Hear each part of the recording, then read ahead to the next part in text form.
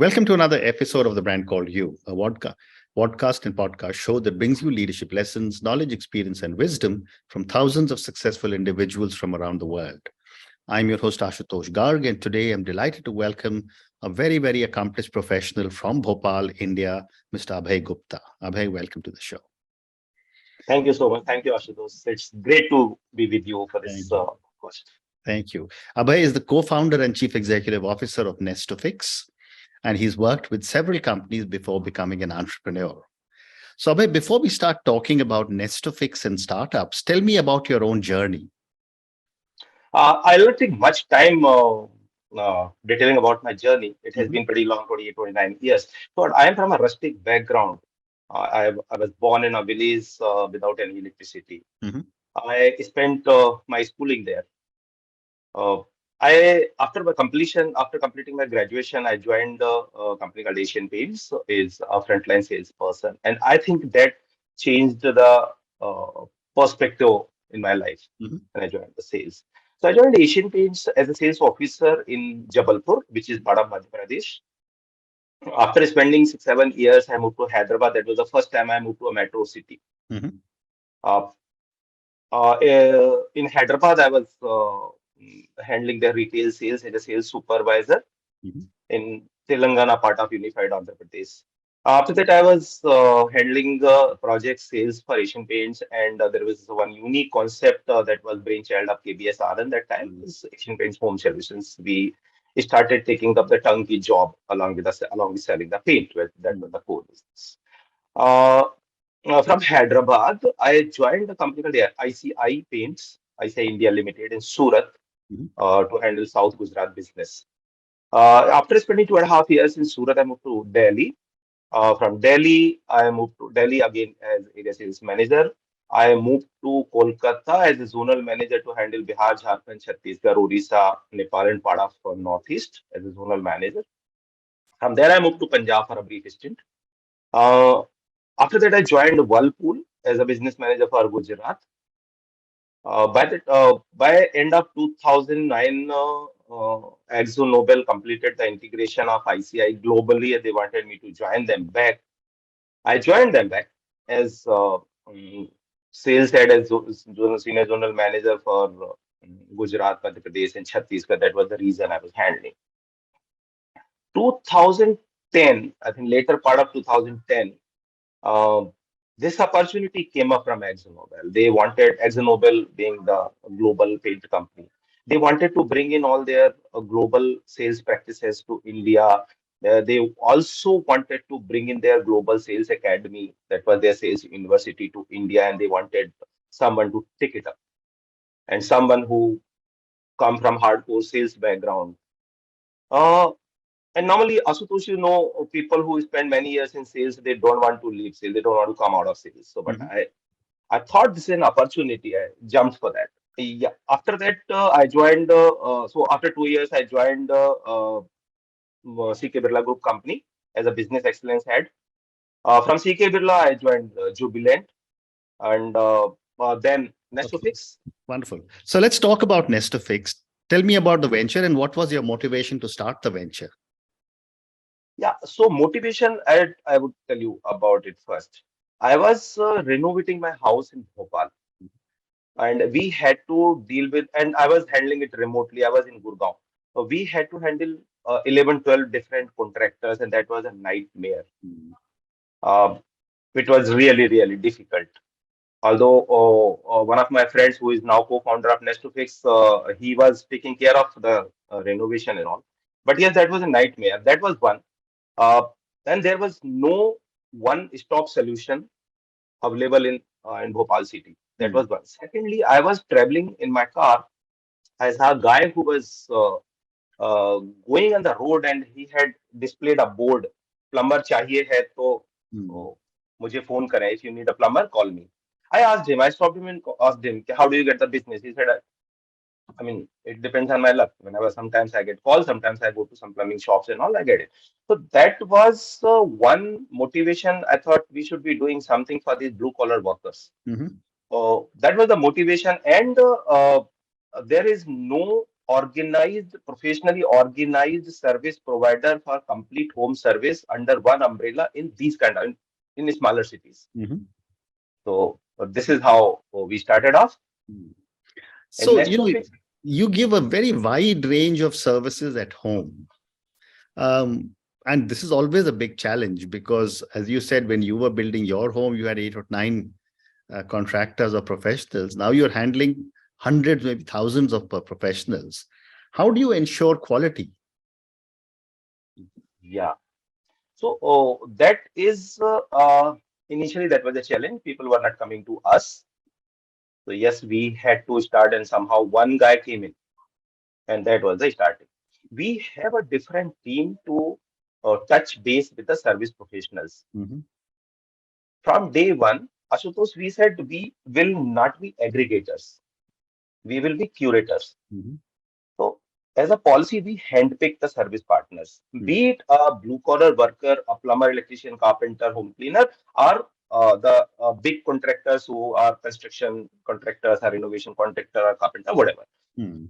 So we have a separate team to spot them. From spotting them to training, that team takes care of them. So this is one. Uh, this is how we started enrolling them, and we ensured their payment is done within hours. Mhm. So that was something which was a click. Okay. And when you take a decision to add a new skill, what are the considerations you have? Uh, uh, could you be please? So, for Could you be example, little you've bit got more? supposing say you've got a carpenter, you've got a plumber, you've got a painter, right? Now someone asks you that, I know I want someone who can come and fix my garden. So that means now you have to get many gardeners.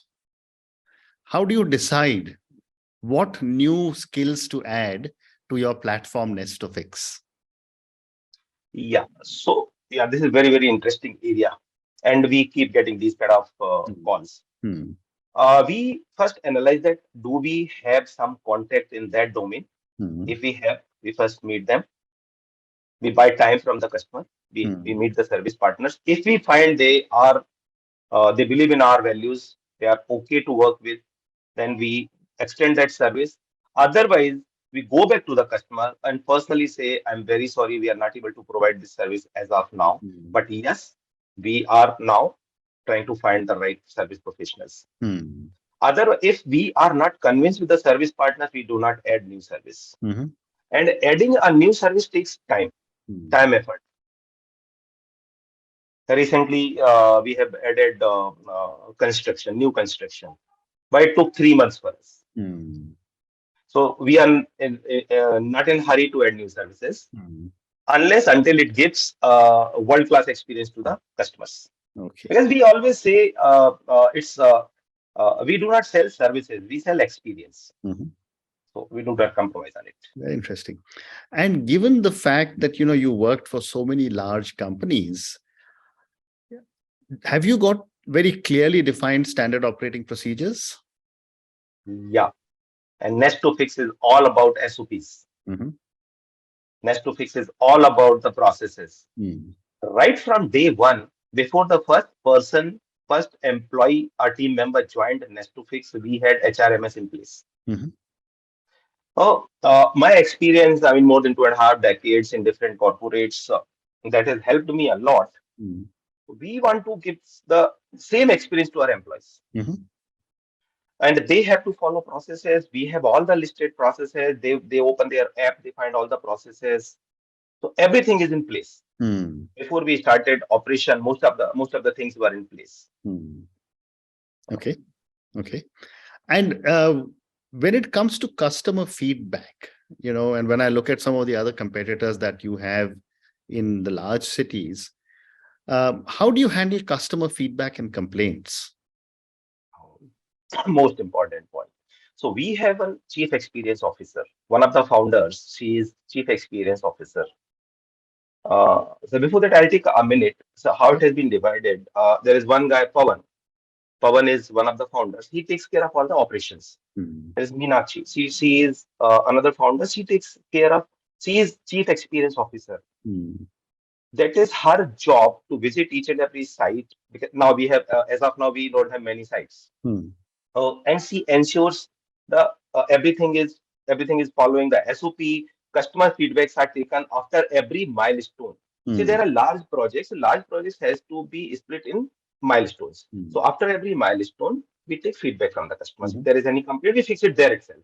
Hmm. We don't wait for completing the project, Hmm. and we react immediately.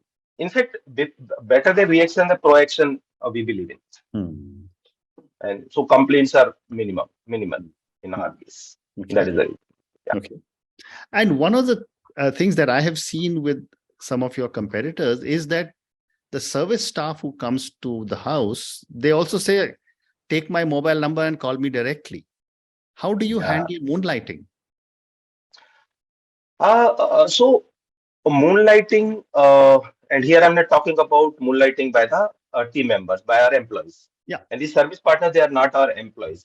See, Mhm. how we ensure this? First, let's be very, very clear. There is no uh, one solution for that. You Correct. cannot, you can't say, "Okay, I have completely killed moonlighting." Hmm. Uh, so when the service providers they go to a client, Mhm. sometimes they give their numbers, but we know that because immediately after, even if the customer is has paid 223 rupees, which is the minimum service amount for us, we call them up. And this service provider, if the service provider has completed the service, they get their money in 2 hours time. Mhm. That is one. Secondly, they do not get jobs from anywhere else. Hmm. So we ensure that, and we make them mindful Hmm. because you are not going to get jobs from there. So we uh, try our best, but Hmm. yeah, in some cases that happens. But in our case, since we ensure the business for them, we ensure their money in time, we ensure so many other things, we ensure their training, behavior, all these things. So they come with us, and this moonlighting thing is not very prominent in the smaller cities. Hmm. They know that if I do this, I'm not going to get next job from Nestofix. So we have been able to stop it. To a large extent. Hmm. Hmm. The other aspect that I've seen with other people is the amazing use of technology to be able to manage your your service partners, the people who go to different homes, to be able to manage multiple customers. Tell me a little bit about the kind of technology you are using and what have been your challenges as you have built your technology. Okay. We first wanted to create that playbook we have. We first wanted to understand everything before we got into technology, use of technology. Yes, we are using basic CRM for our team. Now going forward, we have now learning. We have the bank of learning now. So we are now going to integrate the technology from one point to the end point, starting point to end point, Hmm. where the complete customer journey will be enabled through technology. Hmm. Yes, in our case, the larger services, the smaller services are will be driven through technology, through Google Ads, Hmm. SEO and all. But the larger services where you need human meeting, human touch, Hmm. human interference, they will go and there once the project starts. Every day, as of now, we are using WhatsApp. They get the video of the day. Hmm. They get what is going to happen tomorrow. Tomorrow morning, they will get update. Tomorrow evening, they will get update. So all these things, as of now, we are using WhatsApp Hmm. and our internal CRM for our team. Hmm. But everything is going to be integrated in the technology now. So Hmm. we are reconstructing our website. Hmm. We are going to have one application for the customer, one for the service partner, and we have also disrupted the market with channel.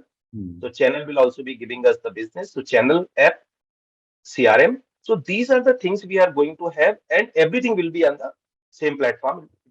It will be integrated. So Hmm. the entire customer journey will be there on the technology. Very interesting. And you're currently in Bhopal. Have you gone outside the cities of Bhopal also? Yeah, so we have created, we think we have created a Bharat product. We have no intention of going to the larger cities, larger than Bhopal or Indore. Mm. We are getting into tier 3, 4, 5, even 5 towns, which Mhm. are not even defined. And our biggest customer has come from a tier 4 town, a Mm. taluka place. And we are giving them the same experience as in Bhopal. And we have no intention of going to the larger city. As of now, we are in Bhopal, in and around Bhopal. We Mm. have piloted in Indore. That is going to take some time. Mm. Mm. And what goes into building the Nestofix brand every time you open a new market? Uh, so building the Nestofix brand, we are building big on the referrals. You Mm. go 30, 40, 50 years back, everything was based on the referral. Mm. Even if you go to a doctor or to buy a pet or whatever, Mm. get a maid at home, you go for reference. This has been replaced to some extent in the metros. But in the smaller cities and towns, Mm. the referral that still works, and that is the reason we have the channel. We are also creating communities to Mm. give us the references. Mm. So we are going to use the referrals. So once when you go to a new town, you do one job and Mm. you ensure you get the reference. And yes, we are getting the references. There has not been a single customer, Asutosh, in Nestofix, who has not given us at least one new customer. Wonderful. And we are building big on this. And this has brought us to two things. One, we are driving it through channel. There are 300, 400 channel partners, going to be 300, 400 channel partners in Bhopal city alone. We have piloted it successfully. This is how, and this will be built in the technology. Mm. So we are building big on that. Very interesting. I've got a few questions for you as a startup entrepreneur. For someone who spent almost his entire life in the corporate world, what have been some of your learnings as a startup entrepreneur? Oh, I knew this question is going to come. So my learnings are there are a few learnings. Mm. First, you uh, believe in your creativity. Mhm. You must have that creativity. So you should know what kind of problem you are going to solve for Mm. the customers. Mm. That is very, very important. Will you buy that solution, service, or product for yourself? Mm. So, Uh, just give me a second. I knew this question is going to come up, so I had to put in few points. Yeah, create your playbook. Take one geography, understand everything, do your research, then create the playbook. Mm. You basically uh, that knowing your target audience is very, very important. And this is part of the research. So define what problem. So know your target audience, define what problem you are going to solve. Can you Mm. define your idea in just one sentence? This is one part of it. Mm. Second part of it, stay focused. Mm. The going to newer geographies, adding new services is very, very tempting. Mm. But no, don't do that unless until you are sure about what you are doing. Mm. So build your product. Once you build your product, then you should you start thinking about the new product. We Mm. have a very, very clear growth strategy. Even on day one, have that growth strategy in place. Mm. And do not spend much time on hiring. And very important, avoid premature hiring. Mm. This is a trap most of the startups get into. Mm. Have a good founding team. Do not chase investors. Trust and coordination between the founding team, within the founding team is very, very important. Mm. And last but not least, ask for help. Mm. Whenever you think I need help, ask for help. Mm. Mm. These are the few things I think I Very have been interesting. able to. Fantastic. So I have time for only two more questions. My next question is, and you've already told me that you want to stay, you're right now in Bhopal and some and areas surrounding Bhopal. But at what stage should a startup, a young startup, start to scale up? Okay. Once you have created your playbook in one place and you are sure about your product, you're sure about your service, you know the SOPs, you know your clients, you know your service, you know everything. So startup must have succeeded in stabilizing its business model in one place, and that startup has proven its viability. Once you do this, go to another city, pick up another city, and just replicate this. Take corrections if you need. Don't waste time. Work at speed. Very good. Thank you. And my last question for you, Abhay, and this is on funding. I'm not sure if you have raised funding, but a lot of startup entrepreneurs are asked this question, that should you bootstrap as long as possible, or should you raise money whenever it is available? Very tricky question, Asutosh. There is no one answer for that, and there is no right or wrong answer for that. I think it all depends on the situation. I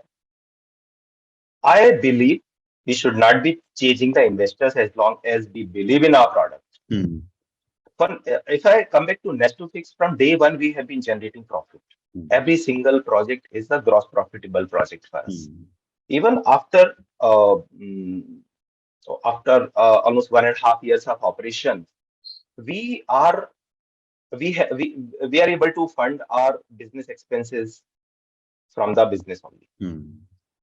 I think bootstrapping or investments, it all depends on the situation. Yes, when you are scaling up, you may need investment, but do not chase the investors blindly. You should be logically convinced. Your team should be logically convinced that you need investment. Yes, we have been getting some inbound calls for investment. So as of now, very, very humbly, we said we need some more time for that. Wonderful.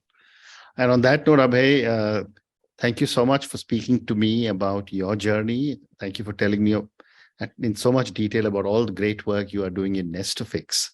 And thank you also for talking to me about some of your learnings as a startup entrepreneur.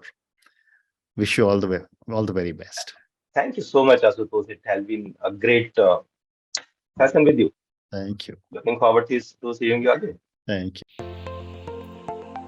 Thank you for listening to the Brand Called You videocast and podcast, a platform that brings you knowledge, experience, and wisdom of hundreds of successful individuals from around the world.